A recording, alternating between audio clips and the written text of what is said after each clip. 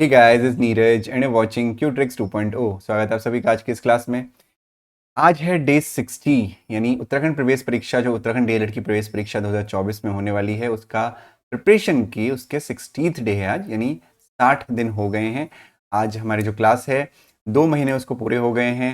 तो उम्मीद कर रहा हूँ कि ये क्लासेस आपको अच्छी लग रही होंगी। अगर अच्छी लग रही हैं तो लाइक ज़रूर कर देना। अब कई सवाल उठता है कि सर इतने पहले से प्रिपरेशन क्यों? प्रिपरेशन इसलिए पहले से क्योंकि देखो, गवर्नमेंट जॉब के लिए उत्तराखंड में बहुत ज़्यादा डिफ़िकल्टी है। ग्रुप सी का क्या हाल है आप जानते ही हो, बताने की ज़रूरत है नहीं। तो there is only and only one way, Uttarakhand DElEd, जो बहुत इजी एग्ज़ाम होता है। और 2 साल की ट्रेनिंग के बाद आप तुरंत जो है एज अ प्राइमरी टीचर अपने अपने ही ब्लॉक में आप सिलेक्ट हो सकते हैं। तो इससे बेटर और क्या चाहिए। तो इसीलिए उत्तराखंड डीएलएड की तैयारी हम लोगों ने बहुत पहले शुरू करा दी है। आज उसका 60th डे है और मैथ्स की प्रिपरेशन अभी हम कर रहे हैं और अदर सब्जेक्ट की प्रिपरेशन भी जल्दी शुरू हो जाएगी, एक बार नोटिफिकेशन आने दीजिए। चलिए, तो आज की क्लास शुरू करते हैं आज के पहले क्वेश्चन के साथ। अगर किसी को मैथ्स का बेसिक पढ़ना है, आप किसी भी बैकग्राउंड के हैं, मैथ्स, बायो, कॉमर्स, आर्ट्स, तो नीचे डिस्क्रिप्शन में सभी सब्जेक्ट, सभी टॉपिक्स के लिंक दिए हुए हैं। प्लेलिस्ट के 4 से 5 वीडियोस होंगी, उनको जाके ज़रूर एक बार पढ़िए। आप डेफिनेटली सीख जाएंगे कि कैसे जो है क्वेश्चन को करना है। बहुत इजीली वहाँ पे मैंने समझा रखा है, कोई भी मैथ सीख सकता है। ठीक है, चलिए, तो आज की क्लास आज के पहले क्वेश्चन के साथ शुरू करते हैं। तो आज का जो पहला क्वेश्चन हमारा है वो है 70 लीटर मिश्रण में दूध और पानी का अनुपात 4:1 है। यदि इस मिश्रण में 7 लीटर पानी और मिला दिया जाए तो दूध और पानी में क्या अनुपात होगा? देखो, बहुत आसान सा क्वेश्चन है। आपको बस एक चीज याद रखनी है कि जब किसी मिश्रण में नया कुछ मिलता है तो दूध में दूध ही मिलाओगे और पानी में पानी ही मिलाओगे। दूध में पानी मत मिला देना या पानी में दूध मत मिला देना। ठीक है, अब ये मैं क्यों कह रहा हूं? तो टोटल कितना लीटर है? 70 लीटर है। ठीक है, और अनुपात कितना है? मिल्क और वाटर का 4:1 है। तो ये हो जाएगा। अब मान लेते हैं कि जो मिल्क है इसको इसको डिवाइड करेंगे, यानी 70 लीटर टोटल हो गया, डिवाइड करेंगे 4 और 1 5 से, तो ये कटेगा 14 टाइम्स, यानी 14 टाइम्स यानी 14 4 जा 56 और 14 1 जा 14, 14 1 जा 14 लीटर आपका वाटर हो गया। ठीक है, अब मिल्क है 56 लीटर। ठीक है, ये मिल्क हो गया, और जो वाटर है वो 14 लीटर है। अब वाटर कितना मिला रहे हो आप? 7 लीटर वाटर इसमें मिला दो, मिला दिया तो ये हो गया 21 लीटर। तो अब 56 मिल्क तो उतना ही रहा जितना था, पानी बढ़ गया जो 21 लीटर हो गया। नया अनुपात आपको बताना है, यानी 56/21। ठीक है, तो 7 8 जा 7 3 जा, यानी 8:3 आपका आंसर होगा, जो है ऑप्शन नंबर। ठीक है, बढ़ते हैं आज के अगले प्रश्न की तरफ। तो आज का जो अगला प्रश्न है वो है 10 वस्तुओं का क्रय मूल्य 9 वस्तुओं के विक्रय मूल्य के बराबर है, तो लाभ प्रतिशत ज्ञात करिए। तो सबसे पहले जी, लाभ प्रतिशत का फॉर्मूला यानी प्रॉफिट परसेंटेज का फॉर्मूला क्या होता है? Profit upon cost price into 100, और प्रॉफिट इक्वल टू क्या होता है? SP minus CP. अब इस क्वेश्चन को जो करने का तरीका है ना, वो जो है बहुत लेंदी मेथड है। अगर आप ट्रेडिशनल देखोगे तो मैं आपको एक ट्रिक सिखाता हूं आज। अगर ऐसा क्वेश्चन एग्जाम में आता है, और आने की संभावना बहुत ज्यादा होती है ऐसे क्वेश्चंस की, कि कुछ चीजों का क्रय मूल्य कुछ चीजों के विक्रय मूल्य के बराबर है। समझ में आया? जैसे कि यहां पे देखो, 10 वस्तुओं का क्रय मूल्य, 10 वस्तुओं का जो क्रय मूल्य है, 10 वस्तुओं का जो क्रय मूल्य है वो 9 वस्तुओं के विक्रय मूल्य के बराबर है। दिखा नहीं दिखा इतना? तो जब ऐसी कंडीशन आए कि कुछ वस्तुओं का क्रय मूल्य कुछ वस्तुओं के विक्रय मूल्य के बराबर है, तो जिसके साथ क्रय मूल्य लिखा हुआ है, जैसे 10 के साथ क्या लिखा हुआ है? क्रय मूल्य, तो इसको आप विक्रय मूल्य मान लीजिए, यानी सेलिंग प्राइस क्या हो जाएगा हमारे यहाँ पे? 10 रुपए मान लीजिए। और जिसके साथ विक्रय मूल्य लिखा हुआ है उसको आप क्रय मूल्य मान लीजिए, यानी कॉस्ट प्राइस कितना हो जाएगा यहाँ पे हमारा? 9 रुपए हो जाएगा। तो 9 रुपए क्रय मूल्य, 10 रुपए विक्रय मूल्य, यानी फायदा कितने का हुआ? प्रॉफिट कितने का हुआ? 1 रुपए का फायदा हुआ। हमें प्रॉफिट परसेंटेज निकालना है। प्रॉफिट परसेंटेज का फॉर्मूला क्या होता है? 1 अपॉन कॉस्ट प्राइस यानी 9 इंटू, यानी 100/9%, 100/9%, यानी ऑप्शन नंबर डी आपका आंसर होगा। 11,999 और 1/100। ठीक है, तो ये आपका आंसर हो गया। इतना क्लियर है सभी को? इतना क्लियर है ना? बहुत आसान क्वेश्चन था। तो अगर कभी ऐसा होता, हालांकि इसको जब करने जाओगे तो बहुत लंबा जाएगा, लेकिन ये ट्रिक है। अगर कुछ चीजों का क्रय मूल्य कुछ चीजों के विक्रय मूल्य के बराबर है, तो आप हमेशा ऐसे ही करोगे। जिसके साथ क्रय मूल्य लिखा हुआ है उसको विक्रय मूल्य मान लोगे, और जिसके साथ विक्रय मूल्य लिखा हुआ है उसको क्रय मूल्य मान लोगे। किसमें? रुपीस के फॉर्म में। ठीक है, चलो अगला क्वेश्चन देखते हैं। तो जो अगला क्वेश्चन हमारा है वो है, कक्षा में लड़कियों की संख्या, कक्षा में लड़कों की संख्या, सॉरी, लड़कियों की संख्या की 4 गुनी है। निम्न में से कौन सी संख्या कक्षा में विद्यार्थियों की कुल संख्या नहीं हो सकती? देखिए, मान लेते हैं लड़कों की संख्या लड़कियों की संख्या की 4 गुनी है, यानी मान लेते हैं गर्ल्स कितनी है, लड़कियां कितनी है, एक्स है, तो बॉयज कितने होंगे, 4 गुनी है यानी 4x हो गए। ठीक है, दोनों टोटल कितना हो गया, 4x, x plus 4x is equal to 5x हो गया। मतलब क्लास में जितने भी बच्चे हैं, क्लास में जितने भी बच्चे हैं, उनका जो भी नंबर होगा वो 5 का मल्टीपल होगा, 5 से गुणा हो जाएगा ना, जो भी होगा 5 से मल्टीपल होगा। अब इसमें से जो 5 का मल्टीपल नहीं है वही हमारा आंसर है। यही तो पूछा कि कौन सी संख्या नहीं हो सकती। 40 तो हो सकता है क्योंकि 5 8 40, नहीं एक्स की वैल्यू 8 हो सकती है।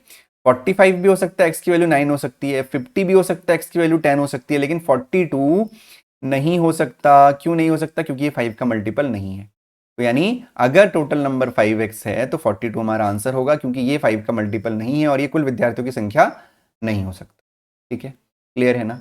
चलो बहुत बढ़िया, आसान आसान क्वेश्चन हैं आज, बहुत दिक्कत वाली बात नहीं है। अगला क्वेश्चन आपका है 5 3/4, 4 4/5 और 7 3/8 के योग में कौन सी भिन्न को जोड़ा जाए कि परिणाम एक पूर्ण संख्या बन जाए? पूर्ण संख्या का मतलब, पूर्ण संख्या बन जाएगा क्या मतलब है कि एक नंबर बन जाए जो फ्रैक्शन में ना हो बेसिकली।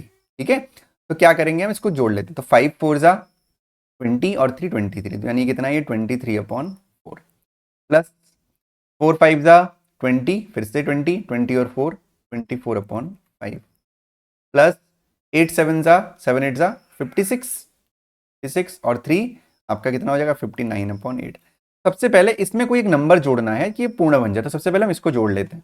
इसको जोड़ने के लिए हमारा एलसीएम हो जाएगा 40, 4 10 जा 40 यानी 230 प्लस 5 8 जा 40 यानी 24 अट्ठे करना पड़ेगा आपको। 4 8 4 जा 32 कैरी 3 8 2 जा 16 और 3 19 192 प्लस 8 5 जा 40, 5 जा करेंगे 5 9 जा 45 कैरी 4। ठीक है, और 5 5 जा 25 और 29, इसको जोड़ देंगे यानी 230 प्लस 192 प्लस 295। ठीक है, तो ये हो जाएगा 5 और 2 7, 9 9 और 9 18, 18 और 3 आपका होता है 21, कैरी 2 हो गया, 2 और 2 4 और 2 6 और 1 7, तो ये आ गया 717/40। ठीक है, अब आपसे कहा जा रहा है कि इसमें हम क्या जोड़ें, इसमें हम क्या जोड़ें कि एक पूर्ण संख्या बन जाए। ठीक है, तो अब हम क्या करेंगे, देखो बहुत आसान तरीका है। अब ये तो तय है कि इसमें अगर हम ऐसा नंबर हमें लाना पड़ेगा कि नीचे 40 है, तो नीचे 40 है, देखो ये 40 है, ये 40 है। तो अब हम एक काम करते हैं, हम ट्राई करेंगे। ठीक है, सबसे पहले 1/40 से ट्राई करेंगे। अगर हम इसमें 1/40 ऐड करते हैं तो कितना आता है, 718/40। ठीक है, 718/40। ठीक है, तो अब यहाँ पे आप ये 40 हो गया, ये 8 हो गया, तो अब इसको हम लोग क्या कर सकते हैं, क्या 40 से 718 डिवाइड हो सकता है? नहीं हो सकता है। ठीक है, नहीं हो सकता, इसका मतलब 1/4 तो नहीं होगा हमारा आंसर, तो इसको मैं रेज कर दे रहा हूं। दूसरा हम क्या ट्राई कर सकते हैं, दूसरा हम 3/4 ट्राई कर सकते हैं। तो ये 717 प्लस 3 कितना हो जाएगा, 720 हो जाएगा, और अपॉन, सॉरी ये 40 था, अपॉन 40 हो जाएगा। तो देखो 0 से 0 कट गया, और 4 से 4 2 जा 4 1 जा 4 हो गया। ठीक है, और 4 8 32 हो गया, यानी 18 हमारा एक पूर्ण संख्या आ रहा है। इसका मतलब जो हमारा आंसर होगा वो हो गया ऑप्शन 3/40। तो ये आपको ट्राई करना पड़ेगा, ऑप्शन से आपको इसको करना पड़ेगा, तो आप इजीली कर पाओगे। ठीक है, समझ में आया? अगर ये क्वेश्चन ऐसा होता कि इसमें कौन सी संख्या जोड़ी जाए कि जो परिणाम है वो ये हो जाए, तो हम क्या करते, इसमें x जोड़ के इक्वल कर देते। ठीक है, चलो बहुत बढ़िया, अगला क्वेश्चन देखते हैं। नेक्स्ट क्वेश्चन है हमारा, एक मेज को 600 रुपए में बेचने पर उतने ही प्रतिशत का लाभ होता है जितने रुपए में मेज को खरीदा गया, तो मेज का क्रय मूल्य निकालना है। देखो ये बड़ा ही अच्छा सा क्वेश्चन है। देखो ये क्वेश्चन पहले भी आ चुका है। क्रय मूल्य निकालना है, यानी आपको कॉस्ट प्राइस निकालना है ना, कॉस्ट प्राइस निकालना है। क्या बोला गया है कि जितने प्रतिशत का लाभ हुआ है उतना ही उसका क्रय मूल्य है, यानी अगर क्रय मूल्य x रुपए है तो प्रॉफिट परसेंटेज भी x%, यानी दोनों की जो संख्यात्मक मान है, दोनों की जो न्यूमेरिकल वैल्यू है वो सेम है। ठीक हो गया, सेलिंग प्राइस कितना है, 600 रुपए, क्वेश्चन सॉल्व हो गया। कैसे सॉल्व हो गया, हमें पता है कि जो प्रॉफिट परसेंटेज इक्वल टू होता है वो होता है profit upon cost price into 100। ठीक है, profit into cost price into 100। थोड़ा सा लाइट का इशू है, एक सेकंड देना मुझे। तो profit upon cost price into 100 हो गया। तो अब हम क्या करेंगे, अब वैल्यू रख देते हैं। तो प्रॉफिट कैसे निकलता है, प्रॉफिट आपका होता है एसपी माइनस सीपी, यानी 600 माइनस एक्स। तो प्रॉफिट परसेंटेज की जगह भी x रखेंगे, प्रॉफिट की जगह रखेंगे 600 माइनस एक्स, कॉस्ट प्राइस की जगह रखेंगे x और इंटू 100। ठीक हो गया।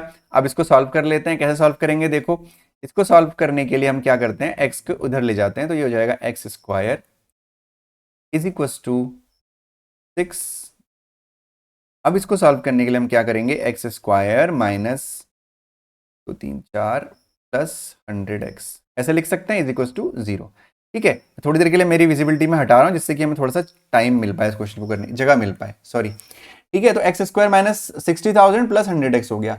अब इसको सॉल्व करने के लिए हम मिडिल टर्म स्प्लिट का यूज करते हैं, तो सबसे पहले इसको सीक्वेंस में लिखेंगे। ठीक है, तो सीक्वेंस में लिखने के लिए हमें थोड़ा सा जगह चाहिए होगी, तो हम एक नई यहाँ पे एक नया पेज ले लेते हैं बढ़िया से। ये हमने एक नया पेज ले लिया, तो हमारी जो इक्वेशन बनी वो बनी, देखो एक्स स्क्वायर प्लस का 100x और माइनस का आपका कितना है 60,000। ठीक है, 60, यही तो था, देखो ये सेम था, हमने इसको कर लिया इक्वल टू 0। अब इसको सॉल्व करने के लिए क्या करते हैं, इसको बीच में से स्प्लिट करते हैं, यानी एक्स स्क्वायर यहाँ पे लिखेंगे प्लस का 300x माइनस का 200x और माइनस का 60,000। ये जो चीज मैंने करी, मिडिल टर्म स्प्लिट करी, अगर किसी को इस चीज में दिक्कत है तो अभी फिलहाल इसको छोड़ देना, अभी जब मैं रेगुलर क्लासेस कराऊंगा तब इसके लिए अलग से मैं क्लास लूंगा, क्योंकि इसकी जरूरत पड़ रही है। ठीक है, एक्स कॉमन ले लेंगे तो हो जाएगा एक्स प्लस 300। ठीक है, फिर माइनस का x कॉमन ले लेंगे, माइनस का x कॉमन नहीं लोगे एक्चुअली, माइनस का 200 कॉमन ले लोगे यहाँ पे, तो माइनस का 200 हमने कॉमन ले लिया तो हो जाएगा x प्लस 300। यानी यहाँ पे x की दो वैल्यू आ गई, एक x की वैल्यू आ गई प्लस का 200 और एक x की वैल्यू आ गई माइनस का 300। तो x की वैल्यू यहाँ पे माइनस का 300 आ गई, ठीक है, और प्लस का 200 आ गई। तो माइनस में तो किसी चीज का क्रय मूल्य हो सकता है क्या, माइनस में नहीं हो सकता, किसी चीज की वैल्यू माइनस में हो सकती है, नहीं हो सकती। तो हमारा जो आंसर हो जाएगा वो क्या हो जाएगा, ऑप्शन नंबर बी 200। ठीक है, अगर किसी को इस क्वेश्चन में प्रॉब्लम हुई है, मतलब अगर दिक्कत हुई है किसी को, तो कोई बात नहीं, ठीक है, मुझे कमेंट सेक्शन में बताना कि सर क्वेश्चन नंबर 138 समझ में नहीं आया, हो सकता है प्रॉब्लम आई हो, है ना, यहाँ तक तो आ ही गया होगा मुझे लगता है ना, इस पेज तक तो आ ही गया है, उसके बाद प्रॉब्लम हुई होगी, तो कोई इशू नहीं है, नॉर्मल क्लास में हम इसको डिस्कस करेंगे। ठीक है, चलो फिर एक बार कमेंट सेक्शन में बता देना। ठीक है, चलो थैंक यू सो मच, मिलेंगे आप लोगों से फिर अगली क्लास में, तब तक अपना ध्यान रखिए, पढ़ाई करते रहिए, bye bye and take care.